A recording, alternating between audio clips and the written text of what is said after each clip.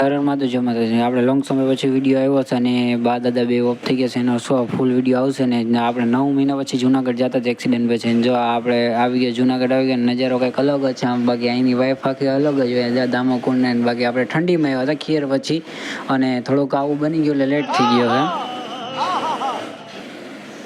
હા મેં વાહ ભાઈ વાહ નજર બાકી કાંઈ આમ નજારો કાંઈ ઘટે એમ જ નથી બાકી આ ઠંડીનું વાતાવરણમાં મજા જ આવે રાખે એવું વાતાવરણ છે આમ તો જો મેં ઓહો ફૂલ મોજ છે પછી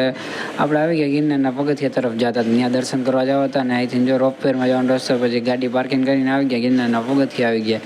પગથિયા ને જેનિલભાઈ ને નીલ કાકા અને અંદર હતા જેનિલને આપણે ભેગા હતા ગિરનારના પગથિયા 5 ચડીને દર્શન કરીને પછી ભવનાથ મંદિર આવી ગયા ભવનાથ મંદિરે દર્શન કરીને જો અમે ફોટો સેક્શન કરીને આવી ગયા સેનાથ બાબુ ત્યાં જમીન નીકળી ગયા